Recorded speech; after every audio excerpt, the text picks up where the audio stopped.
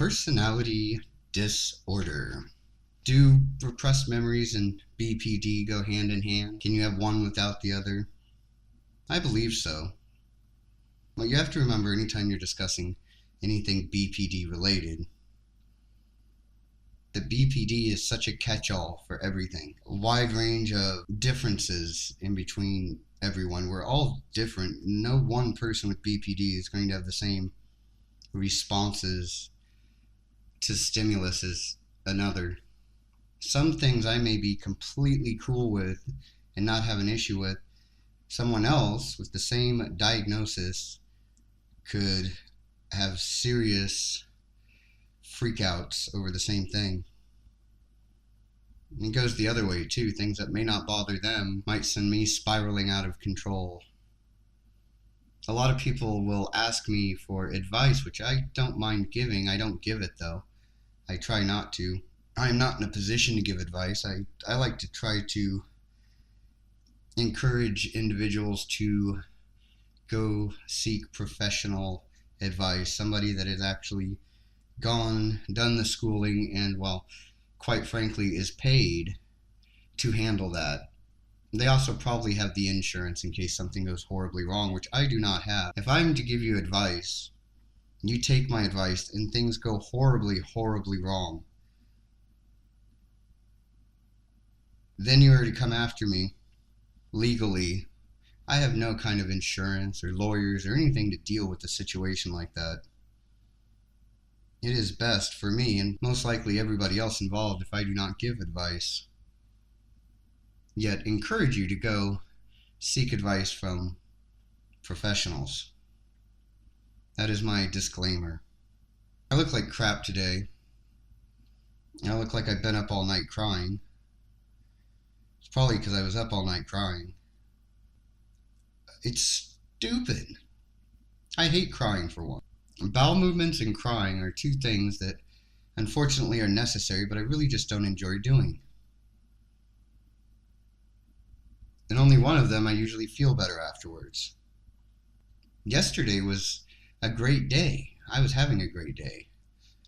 No signs that it was going to end with crying all night. No signs of that. And here it comes along the repressed memory that we were talking about in the beginning. I don't really have much knowledge on repressed memories, and I know what they are. I've heard of them. Trauma that is repressed. It's usually because at the time of said trauma, your mind cannot handle it. It's too much for you. So your brain will hide it, will make it so you don't remember it, so that you can function. And then they say that eventually it's supposed to come back, maybe, at a time where you can deal with it or handle it. It was said that for these memories to come back, they can be triggered by something very insignificant, or what seems insignificant. A lot of times they are triggered by a smell or a sound or even something visual that has some connection to the memory. Not that I want to bring up somebody that was molested, and we're not going to get too much into it. In treatment, one of the individuals was nice enough, or not nice enough, to share this with us, that she was molested when she was younger, and she had repressed this memory for years. There's something about the mini blinds that were odd. While this was going on, she just stared at the mini blinds. And there's something odd about them. I don't remember exactly what it was. Maybe they were crooked or missing a couple of the blinds. Years and years later, after this incident, she happened to look at mini blinds, and then this memory just came flooding back to her out of nowhere. And then all of a sudden, there it is. So it does not exist until you remember it. At least that's the way I look at it. That's how I'm looking at the memory that came flooding back to me yesterday, or last night, however you want to define it. It's not even a memory. It's more... This is going to get hard to describe. I'm going to do my best to do it. The This is hard to describe, to put into words. I always dislike talking about feelings and emotion. They're things that really you have to experience to understand. How do you describe a feeling and give it the proper context? We shall try, though. I shall try. You shall listen. I will try. You try to understand, and I'll try to explain. How about that? Is that a deal? All right, let's make that a deal. Let's start by here's some just odd things about me that might not, well, maybe they're odd, maybe they're not. I don't see other individuals that are like this, generally.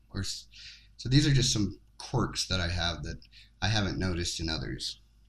Trust me, it'll make sense later. I like being able to see. I have no problem with the dark, other than the fact that I can't see. I hate that. I start tripping over things, I can't find anything. It's usually cigarettes and lighters that I can't find, and I get horribly frustrated. And eventually I have to turn on a light, so why even bother turning the light off? I'm just going to get frustrated and have to turn it back on. By the time I go to sleep, I'm usually too tired to get up and turn the light off. And the TV, I keep that on as background. I don't like silence. That's another thing. Yet I do when I want it. I don't like it if I don't. I'm not making sense. I never turn off a light before I exit a room either. If I'm leaving a room, I'll leave the room and turn the light off after I've left the room. I don't know if that's the normal way of doing it or if people usually turn the light off then exit the room. You're probably thinking, Mr. BPD, does it really matter? Yes, right now it does. Had I done my normal thing of exiting the room, then turning off the light, this repressed memory would probably still be a repressed memory. I altered it though, turning the light off first. Then I had to open the door. I also then remembered that I had forgotten to grab the lighter off my table. In a normal situation, this is how it would have played out if I had done things my normal way. I would have opened the door, left the room, realized I forgot the lighter, gone back for the lighter, turned the light off as I exited. Instead, I know you're thinking this is like all so minute. It matters. Instead, what I did was turned off the light, started to open the door, went back for the lighter. Very big difference. When I went to exit, I'm in a dark room, the door is just cracked, the light from the hallway shining in, and out of nowhere, I am filled with fear, panic mixture, all these emotions from my childhood, of being in dark rooms, with the door cracked, the light shining through from another room, and something out there that I was horribly afraid of that was going to come get me. Pacing back and forth outside that door. I would lay there in bed just staring at that small little light coming in through the crack in the door, where the door is cracked just enough that the light shines through, but you can't really see out.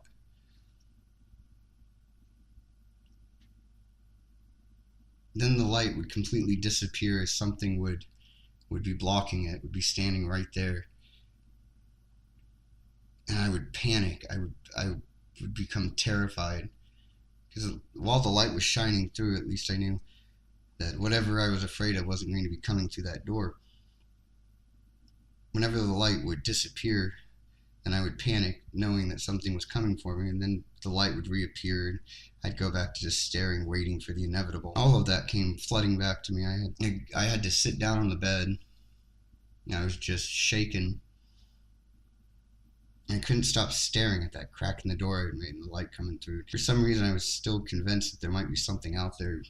I was so close to a memory. I mean, I know it's a memory, but it was so close to being I don't get a full picture of it.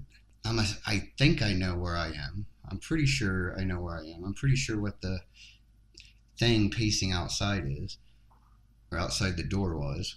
And for the last 20-some years, I've had no knowledge of this whatsoever. It's been completely gone, and I've been fine with it. I could have gone the rest of my life without this and been okay. So when this flooded back to me, I was completely overwhelmed by it. I just had to sit on the bed and compose myself. It completely transformed me back to being a child. I felt like a child. That didn't last for very long, though. My brain recouped quite quickly, and I realized that I'm not a child anymore. There's nothing outside the door that's going to come in to get me. Even if something were to come through that door, I'm pretty sure that I would beat it to death with a baseball bat or a fly swatter. It just depends on which one's closer. And then throughout the night, I've just been an emotional wreck. I don't know why, though. I don't know why this is bothering me so bad.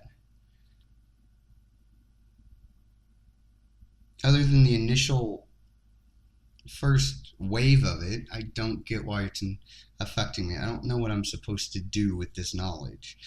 Why bring it back now? What's the point? Help me understand why I don't like cracked doors. Like, if I'm in a room, the door's either got to be open or closed. I don't like that in-between crap. Okay, great. Generally, I don't like open doors anyway. Open, cracked. I like closed doors. I like doors that are closed, generally locked. Who locked the fucking door, huh? I don't like locked doors around here. They make me crazy and shit. I was locked up and said, pass the wire. Pass the wire. I don't want no grilled cheese. Closed, locked doors, I know whatever's coming through has to make some noise. Also, I don't like my back to a door. I like to be able to see a door at all times. Never really understood why. Is this why? Because of when I was younger, that bad things would come through the door to get me? I'm trying to pinpoint where this memory comes from or what it is, and it doesn't seem like it's a one-time thing. The feeling I'm getting from it is that this was something that happened a lot. And sometimes it ended badly, sometimes it did not. That's the feeling I'm getting. It's more just a general waiting for what was coming that seemed to freak me out when I was younger. Logically, I'm assuming that my dad is the boogeyman of this story. Most likely fighting with my mom, and the door was cracked for some reason. And I had to listen to the fighting and couldn't sleep. And my dad probably would come in my room and be a dick. That's what my dad did. Especially when he was fighting with my mom. He always liked to drag me into it, make me part of it. Why did it affect me so badly that I repressed it? I don't know. Is it even a repressed memory? Maybe not. I don't really know that much about repressed memories. It feels like one. I don't really get much of a visualization, but I get the feelings of dread, of that panic waiting for what's coming, where I couldn't get up and shut the door out of fear. Leaving the door open led to more fear, because I figured the door being cracked would be the reason that got his attention to come in the first place. Oh, what the hell? Why give me this memory now? Why bring it back? It's been gone for so long. Why bring it back now? It's pointless. There's no point to it. There's nothing I can do about it. Yay, maybe it gives me some insight onto why I don't like doors. Then again, I might just not like doors. They're just a pain in the ass. No more locked doors! I'm not sure if anybody out there has had any similar situations to what I'm describing. I'm at a loss for really what it is or its purpose. Other than just screwing up a perfectly good day I was having. Anybody out there have any ideas or experience with this type of thing? If you do, please let me know about it in that comment section there. I am very poor.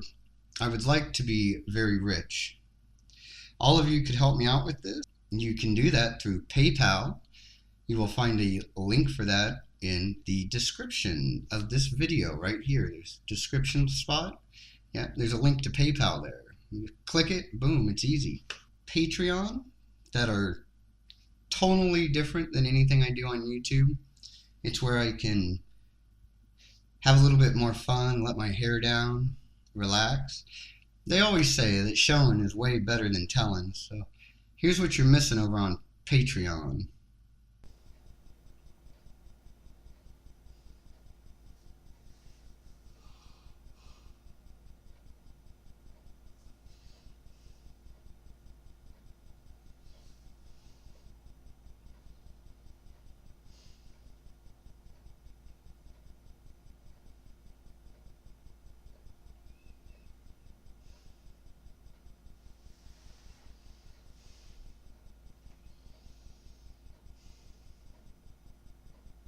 Be sure to go check that out. Patreon videos are they're a good time most of the time. Except when they're not, then they're not a good time. Check it out. Link for Patreon in that description spot of this video, just like the PayPal. Until next time, keep on keeping on. Gracias.